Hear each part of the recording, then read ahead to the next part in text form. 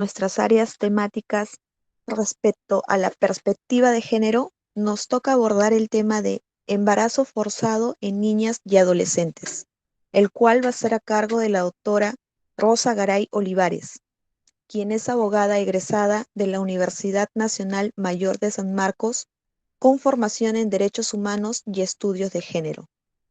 Dentro de su experiencia laboral, se ha desempeñado como abogada en la Asociación Paz y Esperanza, coordinadora del proyecto de defensa legal de mujeres víctimas de violencia en la ciudad de Huánuco, especialista legal en la Corte Superior de Justicia de Lima, fiscal adjunta provincial en el Distrito Fiscal de Junín y fiscal adjunta superior en el Distrito Fiscal de Junín, a quien le damos la cordial bienvenida e invitamos a dar inicio a esta exposición, pidiendo al público mantener sus micrófonos desactivados y efectuar sus preguntas a través del chat.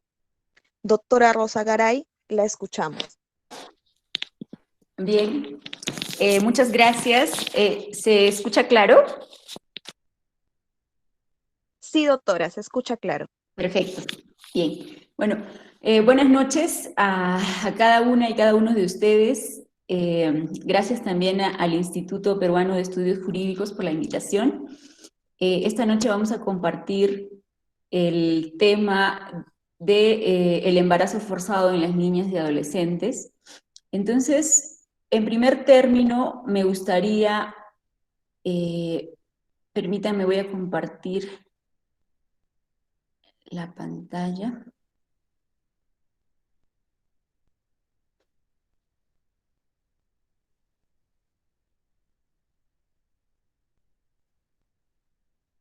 Uh-huh.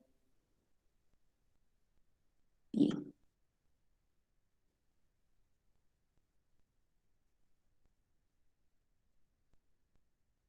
Bien, entonces, en primer término me gustaría compartirles un poco el porqué de mi interés de dialogar sobre este tema. No sé si ustedes recordarán que en agosto del presente año se produjo un hecho en Brasil que, digamos, polarizó la sociedad brasilera. Y se trataba de una menor de 10 años que había sido víctima de abuso sexual desde los 6 años por parte de su tío, y a los 10 años quedó embarazada. Se recurrió a la vía judicial para que se autorice la interrupción del embarazo de esta menor, y esta ya se debía practicar en un centro médico en Recife, y sin embargo en las afueras del hospital apareció un grupo de manifestantes digamos, este grupo denominado fundamentalistas religiosos, que empezó a protestar en las afueras indicando que tanto la menor, la niña, como el médico eran asesinos, puesto que iban a realizar esta práctica médica, ¿no? Este hecho generó muchas reacciones por parte de diversos movimientos y por supuesto el movimiento de mujeres en Brasil, y estuve haciendo un poco el seguimiento de estas manifestaciones. Hubieron un sinnúmero de transmisiones vía Zoom, vía Google Meet, para dialogar sobre el tema, porque en Brasil, digamos, el aborto para casos de violación sexual está, digamos, permitido desde, o no es punible, mejor dicho, desde el año 1924. Y sin embargo, digamos, siendo no punible y habiendo todo un mecanismo para que se pueda realizar la interrupción de este embarazo en niñas víctimas de abuso sexual, se produjo toda esta reacción de parte de los fundamentalismos religiosos en Brasil. Este hecho me sensibilizó mucho porque yo justamente un par de meses antes había, digamos, visto en Facebook unas estadísticas respecto de niñas y adolescentes que eran víctimas de violencia sexual en nuestro país. Y entonces hice como una especie de comparación y dije, pero ¿y por qué aquí en nuestro país esto no nos llama la atención, no nos sensibiliza, cómo no nos afecta? Y aún me culpa como mujer, yo, ¿no? Viviendo en esta sociedad, ¿cómo no me afecta que niñas de entre los 9 y 14, 15 años y las adolescentes hasta antes de los 18 puedan, digamos, asumir embarazos forzados porque no contamos con un marco legal que digamos, atiende esta problemática social, ¿no? Entonces me puse a investigar sobre el tema y eso es lo que voy a compartirles esta noche. Entonces vamos a empezar con este gráfico porque desde la perspectiva de género es la que vamos a analizar este tema y para ello es inevitable que podamos hablar de uno de los más grandes aportes que ha tenido el movimiento feminista en la historia de la humanidad y es justamente la teoría de género. Esta teoría de género ha, digamos, impregnado todas las áreas del conocimiento en la humanidad y vamos a hablar de algunas categorías que están dentro de esta teoría de género. Entre ellas está la categoría género propiamente dicha. Entonces, el movimiento feminista, en esta tercera ola que se da en los años 70, basados en los aportes que realiza Simone de Beauvoir en su libro El segundo sexo, es que, en este caso, Gayle Rubin y Joan Scott van a construir esta teoría, van a plantear esta teoría de género. Y hablar del género propiamente dicho, según la autora Marta Lamas, nos señala que quienes quisieran codificar los significados de las palabras librarían una batalla perdida porque las palabras, como las ideas y las cosas que están destinadas a significar tienen historia. Y por supuesto, el término o la categoría género no es, digamos, algo que podamos significarlo de manera simple, puesto que frente a los primeros planteamientos de estas autoras, ha habido una serie de críticas, de replanteamientos, de nuevos enfoques, de incluir un horizonte mayor. Entonces ahí es donde uno se da cuenta que este conocimiento, y como lo plantea alguna teóloga feminista, tiene una forma de espiral, ¿no? Entonces nace de un punto, pero con toda esta retroalimentación que hay en torno a los conceptos, se va ampliando de manera circular y cada vez tiene un ámbito mucho mayor de alcance, ¿no? Entonces, eso pasa con el término género. Entonces, ¿qué es lo que nos plantea Simone de Beauvoir en su libro El segundo sexo? Ella se cuestiona si el ser mujer tiene un modo de equipararse con el ser, digamos, una persona marcada por su sexo biológico, en este caso por una vagina o por un pene.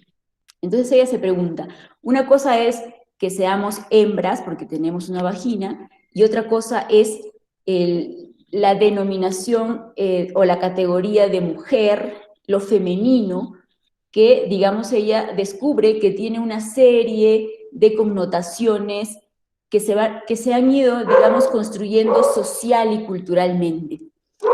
Entonces, por eso les planteaba este gráfico, porque podemos nosotros identificar en nuestro entorno diario, en nuestra vida cotidiana, cómo desde niñas, ¿no?, se han ido asociando ciertas características, ciertas cualidades, ciertas expectativas que tiene la sociedad de una persona que está sexuada de un modo con una vagina y de otra de una persona que está sexuada con un pene, ¿no?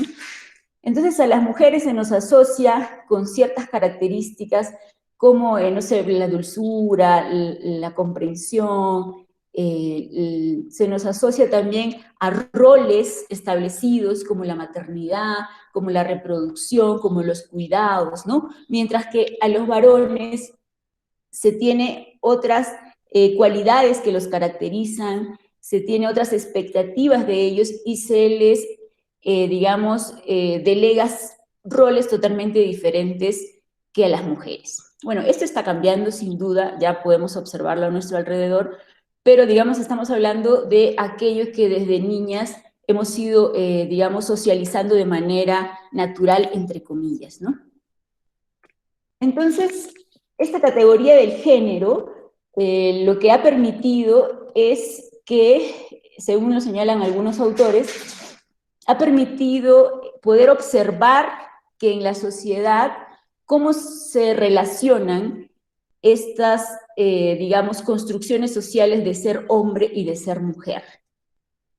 Y cómo han tenido como consecuencia, ¿no?, estas caracterizaciones, estos roles, estos estereotipos entre hombres y mujeres, cómo han tenido como consecuencia la subordinación de las mujeres a lo largo de toda la historia. Entonces, esta categoría del género ha servido para referirse a la organización social de estas relaciones entre los sexos y ha permitido desarrollar un análisis explicativo, un diagnóstico de cuál es la situación de las mujeres a través de la historia, de la cultura y de las sociedades.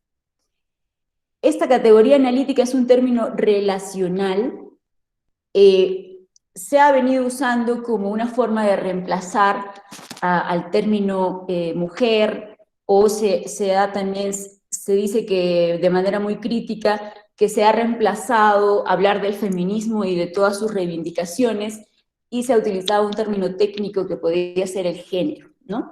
Pero en buena cuenta, para lo que nos sirve esta categoría analítica es para poder visibilizar cuál es la relación que ha existido entre los varones y las mujeres, ¿no? Y cómo estos dos se han ido construyendo socialmente.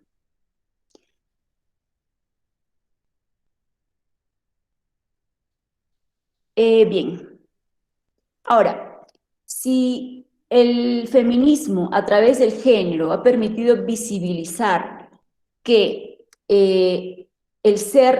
la construcción de ser mujer o ser varón es una construcción social, es decir, que la sociedad va imponiendo, va normativizando las formas en que uno es mujer si te comportas de determinada manera, si actúas de determinada manera, si asumes estos roles, eres mujer, y si asumes estos otros, eres varón, ¿no? Entonces, si se ha visibilizado que esto es una construcción social, entonces plantean las feministas, así como se ha construido, pues es posible de deconstruirse también, ¿no? Y si podemos, Marcela Lagarde habla de desmontar, ¿no?, estas, digamos, relaciones de género. Si esto es posible, vamos a poder relacionarnos entre hombres y mujeres de manera más justas, más equitativas, ¿no? Ahora, este es, digamos, un primer panorama de lo que es el concepto de género, pero este concepto luego se ha ido complejizando, puesto que hay el cuestionamiento de que aquí, en este análisis varón-mujer, se encierra en una binariedad que solo contempla como lo normal la existencia de hombres y mujeres. Entonces Judith Butler plantea, por ejemplo, ¿y qué pasa con los que no encajan en esta binariedad? ¿Qué pasa con los otros que son totalmente diferentes? Y entonces ahí ella plantea ya la teoría queer, en la que habla que las identidades son mucho más complejas de lo que plantea este primer esbozo de lo que es el género, ¿no? Y ella entonces plantea ahí que hay otras identidades que también deben ser tomadas en cuenta, y ahí entonces entra el involucramiento de la comunidad LGBTIQ. Es por eso que cuando hablamos de género, no estamos hablando de mujer, no estamos hablando de hombre, estamos hablando de visibilizar cómo la sociedad ha ido imponiendo ciertos parámetros, ciertas normas para naturalizar, digamos, estas formas de ser hombre o mujer e invisibilizar todas las demás identidades que han existido siempre y que hoy en día se están visibilizando y están reivindicando sus derechos, ¿no? Bien. Otro tema o otra categoría que ha aportado mucho desde la teoría de género es el concepto del patriarcado. ¿Qué cosa es el patriarcado? Entonces, para hablar del patriarcado, tenemos que regresar en la historia, ¿no?, hasta la prehistoria, y ya hoy en día digamos, los estudios etnográficos, la antropología, nos dan cuenta de que en la prehistoria, durante el Paleolítico Superior, la figura cosmogónica central, o sea, de cómo se concebía el mundo, ¿no? Esa fuerza creadora del universo estaba personalizada en una mujer, ¿no? De eso ya no hay duda. Se han encontrado una serie de estatuillas como las que ustedes pueden apreciar en la imagen, de mujeres voluptuosas, ¿no? Con senos grandes, con cuerpos, digamos, voluptuosos, que ellas eran las que, o estas formas simbolizaban la protección de la divinidad para aquellas, digamos, personas que habitaban el mundo en esas épocas, ¿no? Entonces, esta forma de mujer, este útero divino del que nace todo, presidió las expresiones religiosas desde el Paleolítico Superior. Estamos hablando de 35.000 años a 10.000 años antes de la era cristiana, ¿no? Entonces, si nosotros comparamos, digamos, la adoración a estas diosas madre con el tiempo que está vigente la adoración a un dios masculino, pues estamos hablando de miles de años, ¿no? Desde el 35.000, probablemente hasta el 610, que ahorita vamos a ver a una autora que nos plantea cuándo se consolida el patriarcado, miles de años versus probablemente los 3.000 o 4.000 años que recién se da esta adoración a un dios o a los dioses de imagen masculina, ¿no? Bien, entonces, según la autora Gerda Lerner, ella plantea que el patriarcado es un sistema histórico y hace el énfasis en que como es un sistema histórico, tuvo un inicio en el proceso, en un proceso histórico, ¿no? En la historia de la humanidad. Y como tiene un inicio, entonces es posible que dentro de este mismo proceso histórico, pues también pueda tener un final, tiene fecha de caducidad. Y ella señala que este se estableció a través de cambios en la organización del parentesco, a través de relaciones económicas, a través de la instauración de burocracias, tanto religiosas como estatales, y se estableció en el giro que dan las cosmogonías con la ascensión de los dioses masculinos. Claro que esto no pasó de la noche a la mañana, ¿no? Ella señala que habría pasado en aproximadamente un periodo de 2.500 años, desde el 3.100 hasta el 600 a.C. Ahora, ¿cuál es digamos, la característica esencial del patriarcado? Es la apropiación de la capacidad sexual y reproductiva de las mujeres, que es la base, dice ella, de lo que es la propiedad privada. ¿Y esto cómo ella lo explica? En el hecho que ya durante el Neolítico, dice ella, se da un intercambio de mujeres entre las tribus a través de las alianzas matrimoniales. ¿Y esto por qué? Porque al tener la mujer la capacidad de procrear, entonces esta capacidad de concebir le permitía a la comunidad, digamos, aumentar en número, porque el nacimiento de los niños y la posterior mano de obra, que era como también se utilizaban para la agricultura, le permitía, digamos, adquirir riquezas a esta tribu, ¿no? Y de otro lado, la utilización de la capacidad sexual en términos de que digamos, se comerciaba con los servicios sexuales de estas mujeres, ¿no? La creación de estos estados arcaicos se organizaron, bueno, este estado arcaico se organizó como un patriarcado, y de allí que la familia, al ser como el elemento básico de la sociedad, pues debía también mantenerse bajo una organización patriarcal, ¿no? Señala esta autora que los hombres aprendieron a instaurar la dominación y la jerarquía sobre otros pueblos gracias a las prácticas de dominación hacia las mujeres de su propio, digamos, su propia tribu, su propio grupo, ¿no? Y así es como se formaliza o se institucionaliza la esclavitud. Ahora, esta subordinación de las mujeres en estos estados arcaicos queda institucionalizada con los primeros códigos jurídicos y el poder totalitario que impone este Estado. Y en referencia a ello, la autora señala que más o menos en el segundo milenio, en Mesopotamia, pues ya existía interés por parte de estos estados arcaicos de utilizar modelos de control social respecto de la conducta sexual de sus ciudadanos, ¿no? Y entonces ahí estaba parametrado, digamos, cuáles eran las normas que regían en relación a las mujeres, ¿no? Ahora, este sistema patriarcal se aseguró la cooperación de las mujeres por distintas vías, entre ellas la fuerza, la dependencia económica de la mujer respecto del cabeza de la familia, hicieron una división entre quiénes son mujeres respetables y quiénes son mujeres no respetables. Y casi siempre las mujeres respetables pues estaban vinculadas a un hombre, ¿no? Sea a un padre, sea un esposo, sea algún familiar de la comunidad, mientras que las no respetables eran las mujeres que vivían libres, que no estaban ligadas a ningún hombre, ¿no?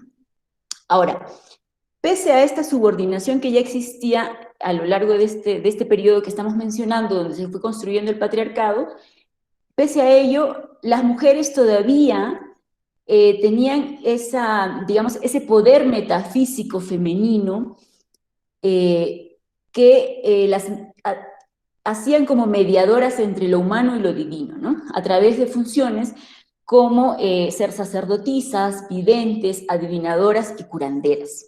Entonces, este poder metafísico, y en especial el poder de dar vida, era venerado en la forma de las poderosas diosas. Recuerden que este proceso no se da de la noche a la mañana. Hay que resaltar que en un inicio se concebía a estas diosas como partenogenéticas, es decir, que eran capaces de concebir la vida a partir de sí mismas. Entonces, al parecer, en algún momento se descubre que no solamente las diosas de manera unilateral generan vida, sino que hay la participación también de, digamos, el elemento masculino, ¿no? Y entonces ahí también empieza la aparición de deidades masculinas, ¿no? Entonces hay un momento en que la adoración a los dioses es a estas parejas de dioses.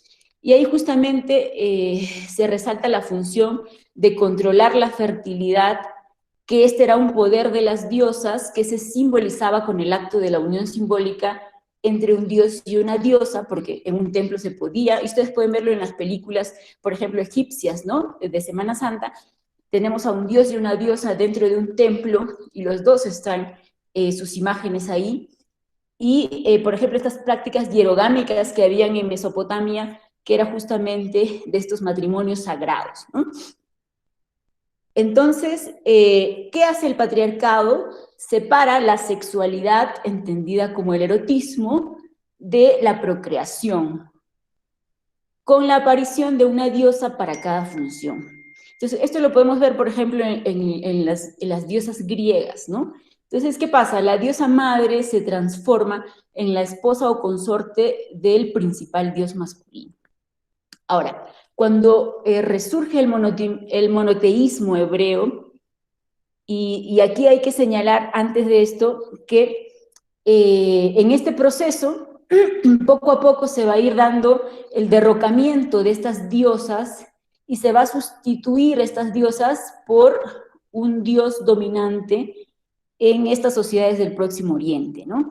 Y esto se da, digamos, luego de la instauración o la consolidación de una monarquía, digamos, fuerte e imperialista. Ahora, el resurgimiento del monoteísmo hebreo supone el ataque a numerosos cultos a las distintas diosas de la fertilidad. Y ahí, por ejemplo, les recomiendo que puedan ver una serie que hay en Netflix que se llama La Tienda Roja. Y ahí nos da cuenta cómo, en el caso de de uno de los, creo que es Jacob, si no me equivoco, que tiene, digamos, sus hijas, no, Jacob que tiene sus esposas, como ellas durante su periodo menstrual entran en esta tienda roja, ¿no? Y las mujeres guardaban la tradición de la adoración a estas diosas, ¿no? Y entre ellas compartían esta adoración en secreto en esta tienda roja donde solo podían entrar mujeres, ¿no? Y sin embargo, ustedes saben que Jacob es parte de, digamos, toda una tradición que adora al Dios Jehová, que ya es un Dios masculino, ¿no? Entonces, como en algún momento se enteran de que estas mujeres adoraban todavía, porque se heredaba de generación en generación el culto a estas diosas, y cómo él manda a destruir estas imágenes de estas diosas, ¿no? Entonces, este resurgimiento del monoteísmo hebreo ataca estos cultos a las diosas de la fertilidad. Y ustedes podrán apreciar en el libro de Génesis, ¿no? Que ya es parte de nuestra tradición también occidental que hemos heredado de, digamos, la invasión colonial, es que en Génesis se atribuye el poder de creación y de procreación a un Dios todopoderoso, Señor y Rey, masculino, que asocia toda sexualidad femenina que no sea con fines de reproducción al pecado y al mal, ¿no? Entonces, allí, resalta esta autora, se da una primera devaluación simbólica, que es como una metáfora base de la civilización occidental. Entonces, nuestra cultura que hegemónicamente se asume como occidental va a heredar, digamos, este culto monoteísta a un Dios masculino, ¿no? Ahora, ello, de la base de otra de las grandes vertientes que han influido en la cultura occidental, como es, digamos, la filosofía griega, ¿no? A través de los escritos de Aristóteles, van a introducir una segunda metáfora que devalúa también la concepción de las mujeres en nuestra sociedad. Y es que Aristóteles planteaba que las mujeres son seres humanos incompletos, defectuosos, ¿no? Que son de un orden totalmente distinto al de los hombres, y también a partir del libro primero de la política, él va a hablar de los códigos de deberes domésticos, en que él fundamenta que hay un determinado orden de cosas natural, donde unos individuos han nacido para ser la autoridad, y esos individuos están los amos en relación a sus esclavos, los esposos en relación a las esposas, y los padres en relación a los hijos, ¿no? Y otros que han nacido para someterse a la voluntad de este, en ese caso el esclavo, la esposa y los hijos, ¿no? Entonces, esta subordinación de las mujeres se, digamos, instaura como algo natural, y por tanto, al naturalizarse, al pretender, como se señala en muchos discursos religiosos, que así ha sido creada la humanidad porque es la voluntad de Dios, ¿no? Se torna invisible esta subordinación de las mujeres. Y de este modo se consolida el patriarcado como una realidad y como una ideología. En relación a ello, estas autoras, Facio y Fries, señalan que la universalidad de la subordinación femenina da cuenta que estamos ante algo muy profundo e históricamente muy enraizado, que no vamos a poder erradicar con simples reacomodos de algunos roles en lo sexual o en lo social, ni siquiera con reorganizar por completo las estructuras económicas y políticas. ¿Y ello por qué? Señala porque instituciones como la familia, el Estado, la educación, las religiones, las ciencias y el derecho han servido para mantener y para reproducir el estatus inferior de las mujeres. Y esto lo podemos corroborar en nuestra, digamos, en nuestro entorno, porque lamentablemente hasta la fecha, en pleno siglo XXI, en las instituciones educativas públicas, ¿no? Que debieran garantizar una formación de calidad en nuestros estudiantes, en nuestra niñez y adolescencia, lamentablemente continuamos impartiendo un curso de religión que lo que transmite es un adoctrinamiento de una religión en particular, ¿no? Y lo peor es que crea todo un imaginario en la niñez y en la adolescencia que no se condice con la realidad. Entonces, de algún modo, genera hasta contradicciones en los propios estudiantes, y lamentablemente son imaginarios de los que no es fácil liberarse, porque de por medio hay discursos como que tenemos que ser obedientes a la divinidad, que no se le puede contradecir a la divinidad, y hay una serie de símbolos, ¿no?, que son bastante violentos en el discurso religioso hacia las mujeres, ¿no? Bien, bien, esas dos categorías me pareció importante que profundizáramos, porque nos dan un contexto, ¿no?, de que en nuestra sociedad, si hablamos de una carrera, si hablamos de que esta carrera van a participar un hombre y una mujer, pues pese a que partamos de una misma línea de partida, no estamos en las mismas condiciones, mujeres y hombres, porque toda la sociedad está diseñada, está, digamos, cargada con un mensaje al interior de la cultura, al interior de las instituciones, y también está muy dentro de la subjetividad de cada uno de los miembros de la sociedad, que ocupan puestos de poder, que ocupan, digamos, o que desempeñan funciones al servicio de las y los ciudadanos, ¿no? Entonces, ustedes pueden apreciar este marco general, es el punto de partida desde donde hay que analizar ciertas situaciones que viven las mujeres en nuestra sociedad. Entonces les invitaré, con toda esta información que ya hemos compartido, a ponernos estos lentes de género y a poder observar la realidad que les voy a presentar y poder analizarla desde esta mirada, ¿no? Bien. ¿Qué cosa es la perspectiva de género? Y esto es también otro de las categorías o de los aportes que el feminismo ha hecho digamos, a la teoría del conocimiento, ¿no? Esta perspectiva de género se habla, digamos, de manera incipiente recién en la Conferencia Mundial de Nairobi de 1985. Estas conferencias mundiales eran organizadas por la Organización de Naciones Unidas con la finalidad de poder, digamos, tomar medidas para la inclusión de las mujeres en los diferentes estados partes, ¿no? En el año 75 se dio por primera vez por primera vez la primera conferencia mundial en México, donde se hizo un plan de acción para poder, digamos, incluir a las mujeres en los diversos ámbitos, como eran educación, como eran salud, ¿no? Resulta que 10 años después se dan cuenta de que estos no habían sido totalmente efectivos.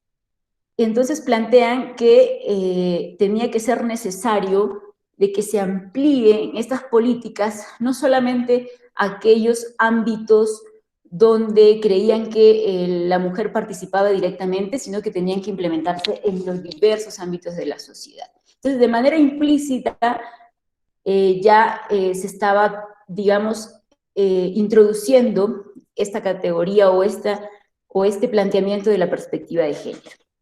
Sin embargo, ya es en la Conferencia Mundial de la Mujer de Beijing de 1995, donde de manera explícita se, digamos, introduce la necesidad de que las políticas públicas de parte de los estados puedan implementarse con esta perspectiva de género.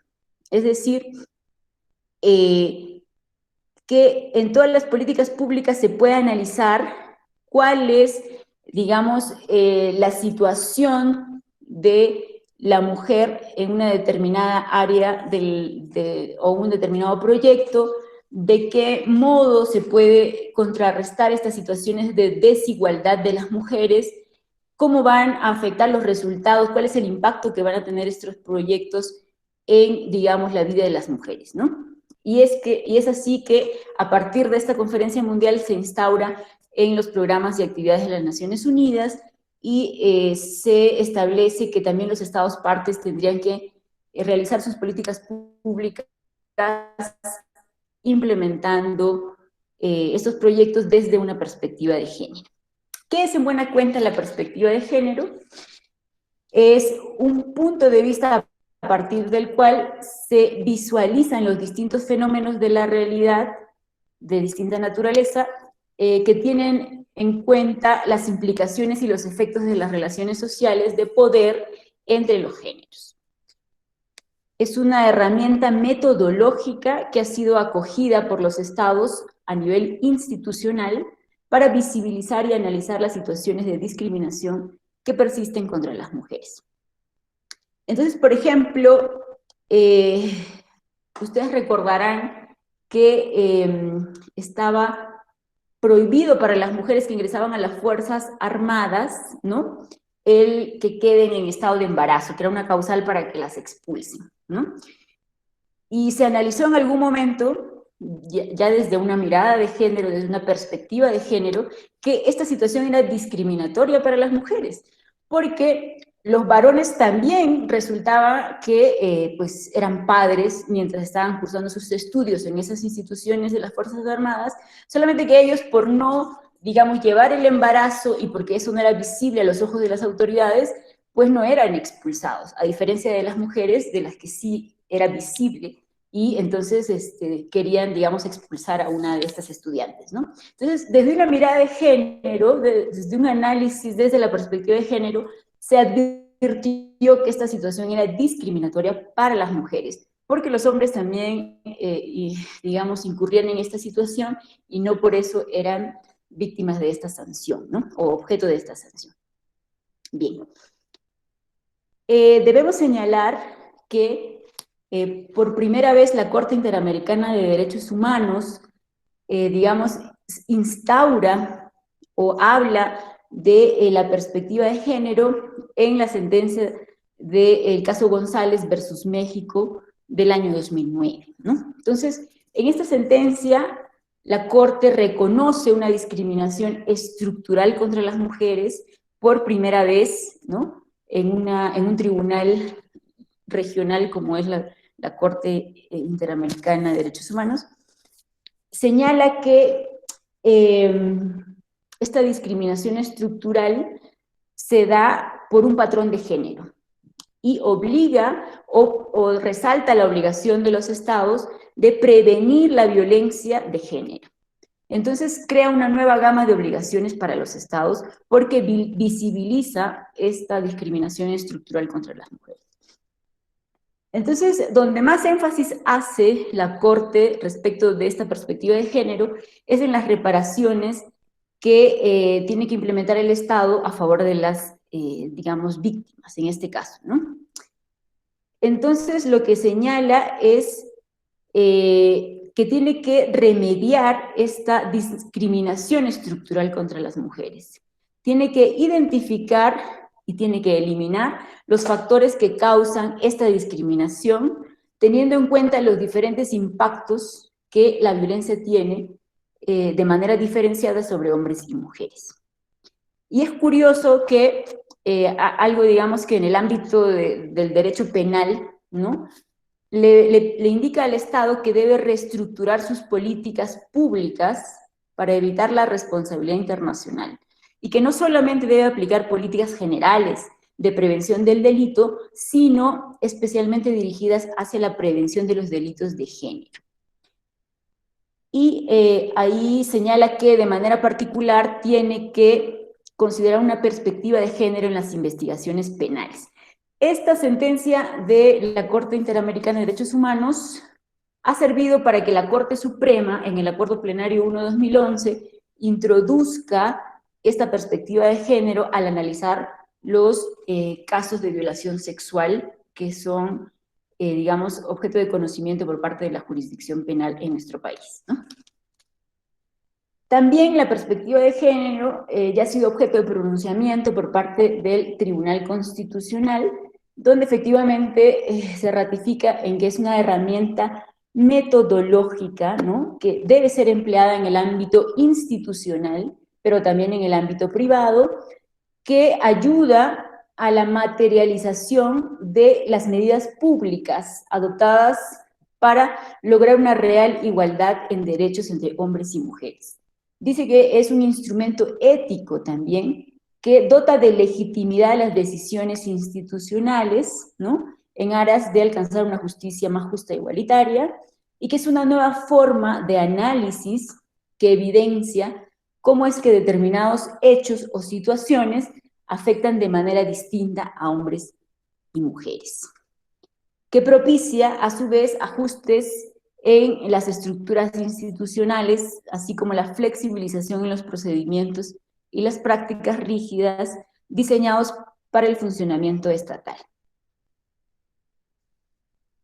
Bien, entonces ahora nos vamos a ir a nuestro punto concreto, cómo con estos lentes de género, ¿no?, cómo desde una perspectiva de género podemos analizar el caso de, en primer término, de la violación sexual que sufren tanto niños como niñas al interior de nuestra sociedad. Entonces tengo acá un dato estadístico. Los centros de emergencia mujer de enero a diciembre del año pasado, 2019, atendieron 5.140 casos de violación sexual de niños, niñas y adolescentes, ¿no? Ahora, como pueden ver ustedes en el gráfico, el 92% de niñez y adolescencia que sufre violencia sexual son las mujeres.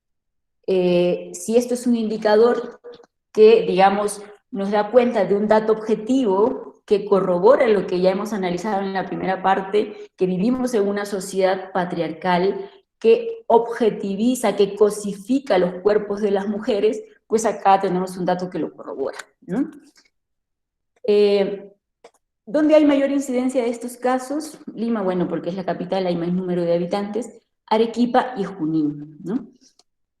Ahora, uno puede darse cuenta que si bien tanto los varones como las mujeres, digamos, presentan este factor de riesgo que en la etapa de la niñez y la adolescencia son víctimas de violaciones sexuales, pues podemos apreciar aquí que las mujeres lo son en mayor grado, ¿no?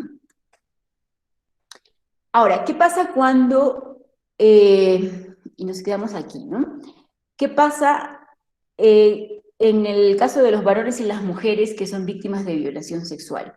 Se afectan una serie de derechos, ¿no?, como la integridad física, la integridad psicológica, la salud física y la salud mental, digamos, derechos como el desarrollo de la personalidad, como una vida libre de violencias, para ambos. Hasta este nivel, esta afectación de derechos fundamentales y se afecta para ambos. Sin embargo, aquí viene un elemento diferencial, que es que las mujeres, por su capacidad de procrear, ¿no?, van a enfrentarse desde este punto en adelante, en el caso de quedar embarazadas, a una serie de otras violencias solo por el hecho de ser mujeres y tener la posibilidad de procrear. Entonces, ¿cuál es la data respecto de las niñas y adolescentes que quedan en estado de embarazo? Se ha señalado desde el Ministerio de Salud que de enero del 2018 a marzo del 2019 se ha registrado 7.681 casos de menores de 15 años que han quedado en el estado de embarazo producto de la violación sexual. Y ustedes pueden ahí apreciar en ese gráfico cómo a manera que incrementa el número de años una mujer, estos casos de embarazos adolescentes se van elevando también, ¿no? Entonces son niñas desde los 9 años y el registro que tenemos aquí hasta los 14 años. Otro dato importante es que desde el 2012 a enero del 2018, el CIS cubrió los gastos de atención de 150.000 menores embarazadas entre los 9 y 17 años, lo que equivale a que diariamente habría financiado el parto de aproximadamente de 68 a 70 niñas, púberes y adolescentes. Yo no sé si a ustedes les alarma, pero a mí me alarman estas cifras porque las consecuencias de violencia a las que se exponen a estas menores, que están en proceso de formación, en proceso de desarrollo, que además son sujetos de especial protección por parte del Estado, y así se establece también en la Convención de Derechos del Niño, ¿no? Ahora, ¿qué hace una niña, un adolescente que, digamos, se encuentra en estado de embarazo? ¿A qué violencias está expuesta? Primero está el tema de la deserción escolar, ¿no? Se señala que de 10 niñas, 8 que quedan en estado de embarazo abandonan la escuela. Se señala también que entre los 10 y 14 años hay 4 veces más riesgo de morir durante el parto de estas menores en relación a las mujeres adultas. Que el riesgo en estas menores de mortalidad prenatal es 50% superior que en las mujeres de 20 a más años, ¿no? Del mismo modo también la posibilidad de que muera digamos, el bebé nacido en las primeras semanas de vida. Ahora, según esta data del 2016 a marzo de 2017, de un total de 2.832 niñas y adolescentes que han sido víctimas de violación sexual y que han podido acceder al servicio de salud pública, solamente a 26 se les administró el anticonceptivo oral de emergencia, ¿no? O algún otro método de anticoncepción. Están expuestas a prácticas clandestinas de aborto con los riesgos de muerte, de lesiones o de afectaciones en su salud. Están expuestas a las prácticas de otras formas de aborto que generan abortos incompletos, que son emergencias obstétricas que pueden conllevar a la mortalidad materna y que a veces, y por la legislación que existe en nuestro país, ¿no? Esta que da cuenta de que el médico tiene que informar de estos casos a la autoridad policial o dar cuenta de una situación de aborto incompleto a las autoridades penales, digamos, ponen en riesgo a estas víctimas. Y del 2014 al 2016 se ha registrado que 6 niñas y adolescentes murieron por abortos que no han sido atendidos oportunamente. Y finalmente, en el caso de que asuman esta maternidad forzada, hay un círculo de, a veces, enfermedad y sin duda un círculo de pobreza que es imparable, porque estas menores, al enfrentar la situación de la maternidad con todas las responsabilidades y las complejidades que ello implica, pues truncan su proyecto de vida a una temprana edad, ¿no? Y eso sin mencionar los costos económicos que le genera al país en términos de costos sociales y en términos de aquello que estas niñas y adolescentes en su vida adulta ya no van a poder aportar al Estado en un supuesto de que hubieran tenido un proceso de formación y tuvieran acceso a un empleo, ¿no? Ahora, ¿por qué hablamos de que son embarazos forzados? Ahí tenemos que remitirnos a la legislación penal vigente en nuestro país, ¿no? El artículo 120 del Código Penal criminaliza el aborto para los casos en que se hayan producido un embarazo a consecuencia de una violación sexual. Entonces, esta regulación deja en el ámbito de la ilegalidad la interrupción de un embarazo para este supuesto, ¿no? Y si es así, las niñas y las adolescentes no van a poder acceder a un servicio de salud pública, a servicios médicos, para procurarse esta atención de interrupción del embarazo. Entonces, tenemos ahí que estas niñas y adolescentes, sujetos totalmente vulnerables, están entre la espada y la pared. Entonces, ¿qué opciones tienen ellas frente a esta regulación? Uno es ser madres de manera forzada, ¿no? Porque no es algo que ellas hayan decidido, es algo que se les ha impuesto mediante la violencia, mediante la vulneración de otros derechos de estas menores.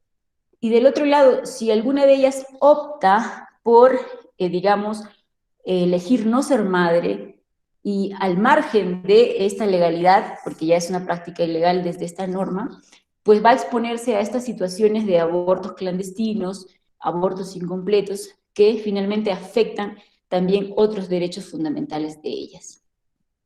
Ahora, una salida que, digamos, se advierte es que si bien el aborto terapéutico está criminalizado, porque también está regulado en nuestro Código Penal, pero se tiene digamos, salvedad de que no es punible. Y hasta antes, bueno, y aquí debo precisar, ¿no? ¿De qué hablamos cuando hablamos de aborto terapéutico? Es aquel aborto que se practica con el consentimiento de la mujer, o en el caso de que sean niñas y adolescentes, de su representante legal, pero cuando es el único medio para salvar la vida de la gestante, o para evitar en su salud un mal grave y permanente. Ahora, esta podría ser una salida para las niñas y adolescentes en estado de gestación producto de una violación sexual. Hasta, digamos, que se dio el caso LC versus Perú ante el Comité CEDAW, no existía respecto de este artículo una regulación que permita contar con algún procedimiento que, o sea, digamos, una norma que establezca un protocolo médico para realizar este procedimiento de interrupción legal del embarazo. No se contaba. Porque si bien antes de esta Ley General de Salud, el Colegio Médico tenía un protocolo, con la dación de esta Ley General de Salud, esta quedó, digamos, derogada, ¿no? Entonces no se contaba con ningún protocolo médico para poder, digamos, realizar esta interrupción del embarazo en caso de que se encuentre en riesgo la vida de la mujer. Tampoco existía ningún recurso judicial adecuado, idóneo, para reclamar el derecho a acceder a la interrupción legal del embarazo. Y esa consecuencia de este caso, LC Perú versus, LC versus Perú ante el Comité CEDAW, que es el comité que, digamos, hace el seguimiento de que se cumpla la Convención para la Prevención, Sanción y Eliminación de todas las formas de violencia contra la mujer, que pertenece al Sistema Universal de Naciones Unidas, es que a partir recién de este proceso, en este caso, se declara responsable al Estado peruano por la vulneración de los derechos de esta menor de 13 años, que también había sido víctima de violación sexual desde los 11 años por parte de sus vecinos, y en marzo del 2007 se entera ella que había quedado embarazada, se lanza del segundo piso de su vivienda y queda con lesiones en la columna. Entonces era necesario que la operen para que pueda, digamos, de algún modo mejorarse su estado físico. Sin embargo, el médico un día antes de la operación le indica a la mamá de la menor que no pueden operarla porque ella se encontraba en estado de embarazo. Obviamente la mamá de la menor señala que solicita que se interrumpa el embarazo, y el médico le dice, bueno, no depende de mí, depende del área de cirugía, depende del área legal. El hospital no contaba con un protocolo médico para la interrupción de ese embarazo. De todos modos, la mamá lo solicita a la dirección del hospital, y después de 42 días el director le señala que no es posible porque, digamos, el riesgo de la vida de la menor no está en función del embarazo. Entonces le niegan la posibilidad de acceder a esta interrupción del aborto. La mamá igual pide que se reconsidere la decisión, le vuelven a, digamos, brindar una negativa a la interrupción de ese embarazo. Y es por esta razón que este caso se litiga ante el comité de CEDAW, ¿no? Entonces, en el año 2011, el comité señala que el Estado es responsable frente a la vulneración de los derechos de esta menor, y señala las 3 recomendaciones que el Estado debería cumplir, ¿no? La primera es que debería establecer el Estado un mecanismo para el acceso efectivo al aborto terapéutico que garantice el derecho a la salud física y mental de las mujeres. La segunda recomendación es que el Estado tome medidas para cumplir las disposiciones pertinentes de la Convención y las recomendaciones que se establecen en la Recomendación General 24 en relación con la garantía de los derechos reproductivos en los centros de salud. Y finalmente le recomienda que despenalice el aborto cuando el embarazo tenga como causa una violación o un abuso sexual. Ahora, frente a estas recomendaciones, es que en el año 2014 se emite la resolución ministerial 486-2014 que aprueba la Guía Técnica Nacional para la interrupción voluntaria por indicación terapéutica del embarazo. Se señala que solamente se puede llevar a cabo esta práctica médica hasta las 22 semanas de embarazo, con consentimiento informado de la gestante y para los fines del cumplimiento de lo que señala el artículo 119 del Código Penal, ¿no?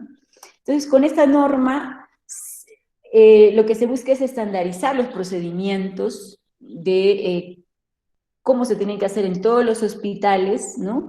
Y ahí señala que es a nivel nacional y a partir del segundo nivel de atención que presenten los hospitales. En la norma se han establecido 10 supuestos de diagnósticos médicos en los cuales corresponde que se realice esta interrupción terapéutica del embarazo. Pero también dejan una cláusula abierta en la que se señala cualquier otra patología materna que ponga en riesgo la vida de la gestante o genere en su salud un mal grave y permanente, debidamente fundamentada por la Junta Médica. Y en este caso hay que señalar que es tu médico tratante, si yo soy una mujer gestante, voy a mi médico tratante, si él evalúa que yo presento alguna de estos diagnósticos o de la evaluación integral que realiza de mi situación, da cuenta que ello pone en riesgo mi vida o mi salud, entonces se presentará la solicitud ante la jefatura del área de obstetricia del hospital, con conocimiento de la dirección, y tienen 48 horas para que la junta médica, conformada por 3 médicos, pueda determinar si es que procede o no procede esta interrupción del embarazo, ¿no? Y, digamos, es en esta causal, ¿no?, en esta cláusula abierta, cualquier otra patología materna, donde, digamos, las organizaciones de mujeres han intentado que calce la situación de las niñas y adolescentes, digamos, en estado de embarazo producto de una violación sexual, dada los riesgos que implica una maternidad en su situación, ¿no? PROMSEX ha registrado que en algunos casos sí han sido atendidas estas solicitudes y sin embargo en otras está sujeta también a la decisión de los médicos, ¿no? Ahora, en el año 2017 la CEDAW emite otra recomendación general, la número 35, en las que señala que las violaciones de la salud y los derechos sexuales y reproductivos de las mujeres, como la negación o el retraso del aborto seguro y la atención posterior al aborto, son formas de violencia de género, que según las circunstancias pueden llegar a ser torturas o tratos crueles, inhumanos o degradantes. En ese sentido, y atendiendo a que el Ministerio de la Mujer y Poblaciones Vulnerables es el ente rector en materia de prevención, protección y atención de la violencia contra las mujeres y los integrantes del grupo familiar, y que es el responsable de coordinar, articular y vigilar el cumplimiento de la Ley 3364, ¿no? Es que el MIMP, en el marco de la Política Nacional de Igualdad de Género, que fue aprobada en abril del año pasado, así como en el marco del Plan de Acción Conjunta para prevenir la violencia contra las mujeres, que es una norma que se aprobó en el 2018, aprueba, digamos, en mayo del año pasado, el protocolo base de actuación conjunta. en el ámbito de la atención integral y protección frente a la violencia contra las mujeres y los integrantes del grupo familiar. ¿Qué se regula en este protocolo base de actuación conjunta o qué se establece? Primero que tiene que haber una atención diferenciada de los servicios que brinda el Estado en relación a los niños, niñas y adolescentes, ¿no? Se tiene que partir de reconocer que los niños, niñas y adolescentes son sujetos de derechos, en concordancia con lo que establece la Convención del Niño, ¿no? Que son sujetos de especial protección.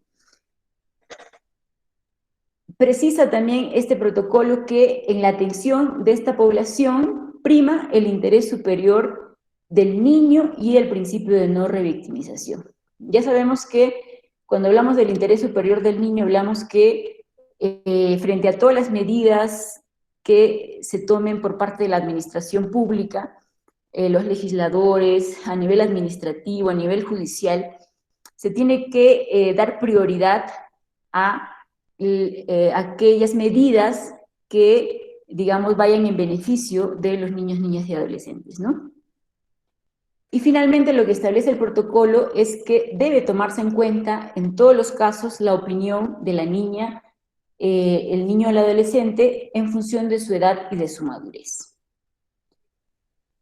Lo que rescato de este protocolo de acción conjunta es que se señala que cuando atendamos a niños, niñas y adolescentes víctimas de violencia sexual, se tiene que hacer con celeridad y con idoneidad en la atención. Y establece de manera clara que los servidores en los centros de salud y en las otras instituciones, ¿no? Pero en este caso, particularmente los servidores de los centros de salud, tienen la obligación de informar a la víctima sobre las posibilidades de que puedan presentar un embarazo producto de una violación sexual. Esto es para el supuesto en que se haya dado la violación sexual dentro de las 72 horas de que yo recurro al centro médico, ¿no? Entonces, en este caso, yo tengo que informarle a la víctima que puedo aplicarle una prueba rápida de embarazo y que puedo ofrecerle un paquete de tratamiento del anticonceptivo oral de emergencia, así como tratamiento profiláctico para el VIH-Sida y antirretrovirales y entre otros. Ahora, este es un supuesto muy poco frecuente porque, como sabemos, las violaciones sexuales, en su mayoría, ¿no?, se dan al interior de los círculos de la familia. Y siendo así, es que no se reportan, no se denuncian, porque, digamos, se dan todas las condiciones para que esto quede en la clandestinidad, ¿no? Otro de los aspectos que regula este protocolo es que en caso de embarazo se le tiene que informar a la víctima o a su representante legal, y aquí señala que es bajo responsabilidad como una forma de, digamos, promover que se trascienda a, digamos, a estas creencias que tienen a veces los mismos funcionarios en los hospitales, ¿no?, o los servidores públicos, bajo responsabilidad señala, le tienen que informar a la víctima su derecho a ser evaluada integralmente a nivel de su estado físico, a nivel de su estado mental, qué edad tiene y otros aspectos que coadyuven a determinar cuál es el riesgo que tiene ese embarazo para esta niña o adolescente, cuál es el riesgo en su salud, pero también en su vida, ¿no? Si esto puede ocasionarle este embarazo, puede ocasionarle un mal grado permanente en su salud. Siendo así, luego de esta evaluación integral, ¿no?, si la institución de salud, la prestadora de salud, determina que esta víctima presenta este riesgo de vida o de un mal grado permanente en su salud, tendrá que aplicar la guía técnica para la interrupción del embarazo. Estamos hablando de esta guía que ha sido creada para el aborto terapéutico, ¿no? Entonces, esa es, digamos, actualmente la legislación con la que contamos para poder atender a estas niñas y adolescentes en esta situación tan complicada como es la de un embarazo a consecuencia de una violación sexual. Bien, entonces quiero cerrar con una cita de Gerda Lerner que dice: ahora sabemos que el hombre no es la medida de todo lo que es humano, lo son los hombres y las mujeres. Los hombres no son el centro del mundo, lo son hombres y mujeres. Esta idea, dice ella, transformará la conciencia de una forma tan decisiva como el descubrimiento de Copérnico de que la Tierra no es el centro del universo. Y, y es esta transformación de la conciencia lo que necesitamos, ¿no? Como colectivo humano, porque todavía hay muchas situaciones de injusticia, muchas situaciones de discriminación contra las mujeres que están basadas en todos estos subsistemas, como son la educación, la religión, como es la política, como es la economía, como es la cultura, ¿no? Como son los discursos religiosos, a veces incluso los discursos científicos, que pretenden seguir justificando esta situación de opresión de las mujeres al interior de nuestra sociedad. Entonces, cierro con esta cita y dejo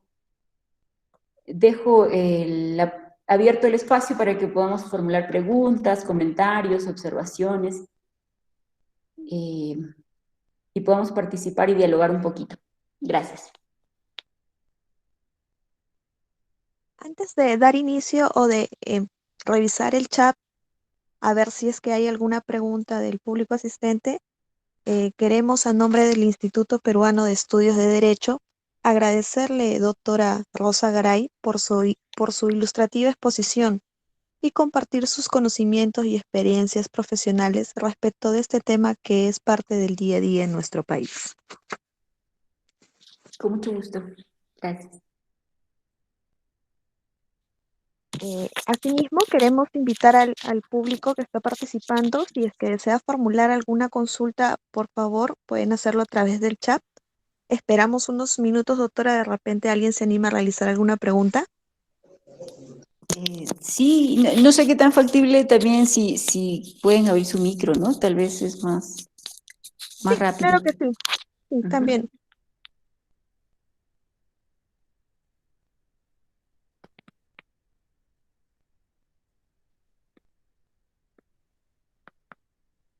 Tenemos una pregunta, doctora, de la participante Carolina Rivera, que nos dice: ¿por qué no existe un protocolo de atención en caso de embarazos para niñas menores de 10 años?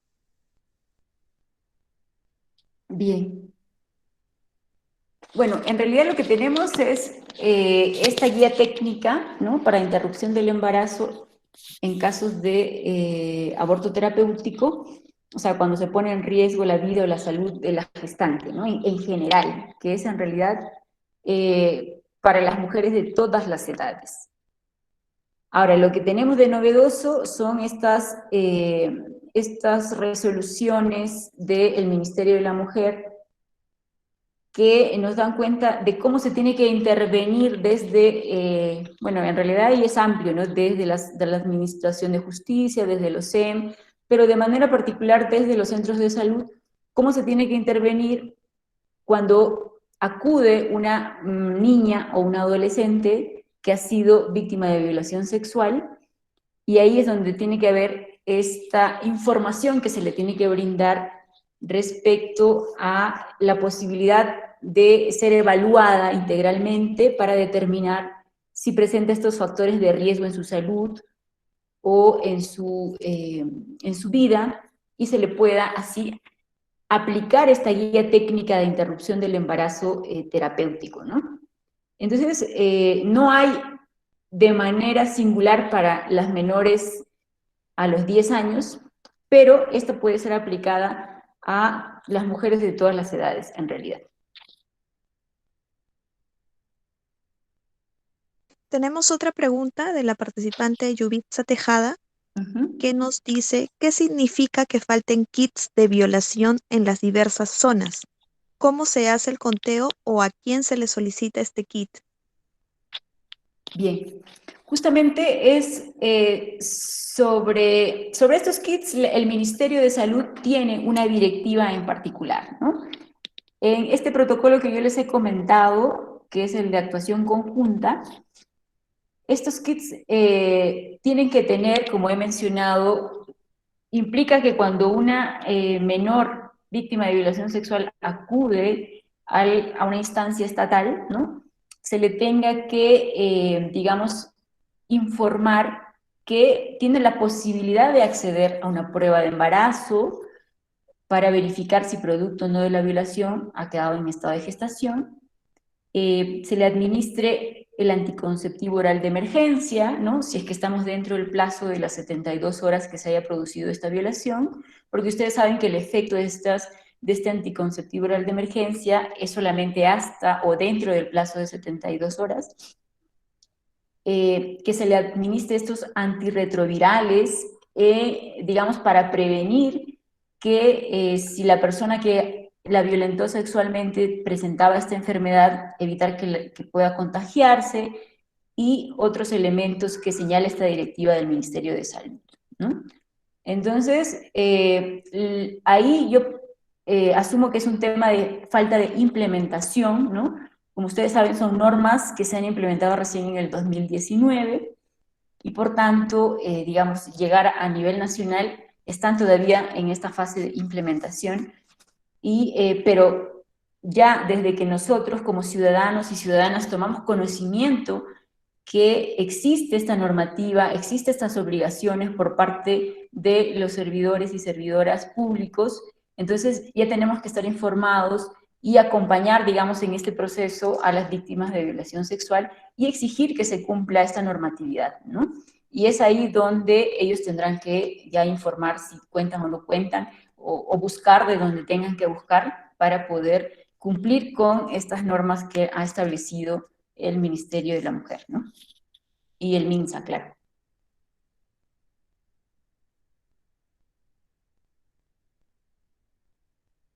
Nayeli Atanasio, perdón, nos dice, cuando se habla sobre un proyecto de ley para el aborto en caso de violación, ¿los protocolos mencionados serían los más parecidos que tenemos en nuestro país? Bien.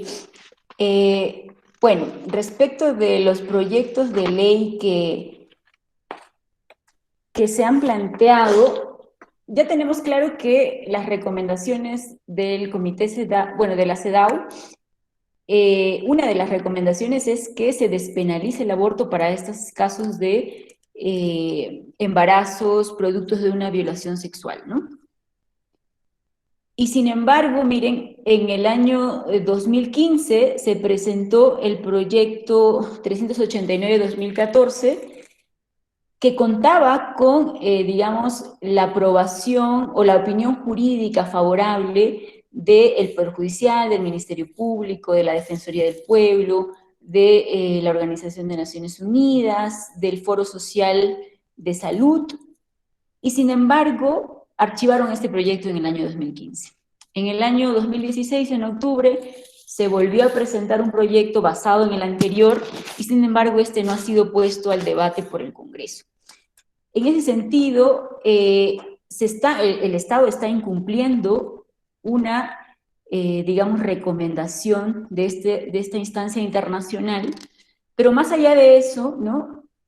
¿Cómo es que las mujeres de manera organizada y, digamos, conscientes de este vía crucis o esta situación de violencia a la que exponemos a nuestra niñez, a nuestra adolescencia, podemos seguir en silencio, indiferentes, frente a esta realidad y frente al silencio de parte de nuestros gobernantes, ¿no? Entonces, ahí yo creo que más bien es un tema de cómo las mujeres nos organizamos, tomamos conciencia de que esta situación que padecen estas niñas y estas adolescentes pudimos haberla padecido nosotras y cómo participamos de manera más organizada y más activa en que estas normas, proyectos que ya están siendo planteados en el Congreso, puedan, digamos, aprobarse, ¿no? Porque finalmente es un tema de salud pública en el que no pueden trascender las creencias religiosas, en la que no pueden influenciar esta reacción de movimientos fundamentalistas que han surgido en estos últimos años a nivel de toda Latinoamérica, ¿no? Entonces yo creo que ahí es un llamado a nosotras como mujeres a, digamos, construir una historia diferente para las mujeres que siguen después de nosotras, ¿no? Andrea Sánchez la felicita doctora por su excelente exposición y a su vez nos hace la consulta si se podría imponer a los padres que no quieren respetar la decisión de la menor de interrumpir el embarazo. Si se pudiera sancionar. No lo precisa, pero entiendo que sí. Bien, gracias Andreita. Bueno, ahí es un tema bastante complejo, ¿no? En el caso, por ejemplo, de Brasil, debo mencionar que el juez, digamos, aprobó la interrupción del embarazo de esta menor de 10 años porque él señala que vio a la menor llorando, desesperada, gritando que no quería tener al bebé aferrada a un osito de peluche, que quería ella volver, digamos, a su casa y jugar fútbol con sus amigos, ¿no? Que no quería asumir esa maternidad. Y eso lo señala el juez, ¿no? Y él dice, entonces la voluntad de la menor es algo irrefutable, dice el juez, y por eso yo aprobé la interrupción del embarazo. Y, pero y sin embargo nuestra norma establece que los menores tienen un representante legal que decide por ellos, ¿no? Entonces ahí hay una situación bastante difícil que sin duda va a tener que ser resuelta bajo los criterios que establece este protocolo de acción conjunta, en la que se señala que los niños, niñas y adolescentes son sujetos de derecho de especial protección, que para resolver cualquier decisión que se tome en relación a su situación tiene que hacerse a la luz del interés superior del niño, ¿no? Que es un principio de interpretación en relación a las situaciones que presentan estos niños y niñas y adolescentes, que se va a tener que escuchar de acuerdo a la edad que presentan estos niños, niñas y adolescentes, cuál es su opinión, qué es lo que ellos desean. Yo creo que ahí muchos jueces van a tener digamos, la sabiduría, la capacidad de poder eh, tomar la decisión correcta, ¿no? Bueno, en este caso es más conflictivo cuando es a nivel administrativo y los que deciden son los padres frente a unos médicos, ¿no? Ahí probablemente es más complicado. Eh, pero bueno, es un tema ético, un dilema ético sin duda, pero no sé, ¿qué padre querría, digamos, bueno, sí, habrían personas con algunas ideas religiosas, digamos, eh, bastante fundamentalistas que tal vez expondrían a sus hijos a esta situación o a sus hijas, ¿no?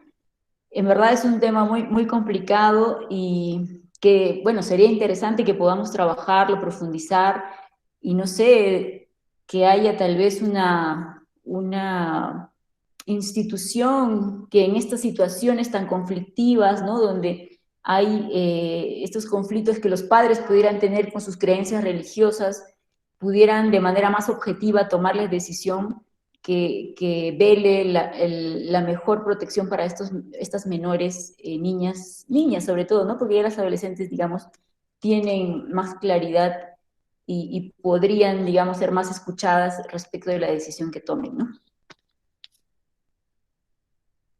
La participante Carolina Rivera nos dice en cuanto a sanciones o penas. ¿Es cierto que la sanción o condena por violación es menor a la sanción por aborto? Allá.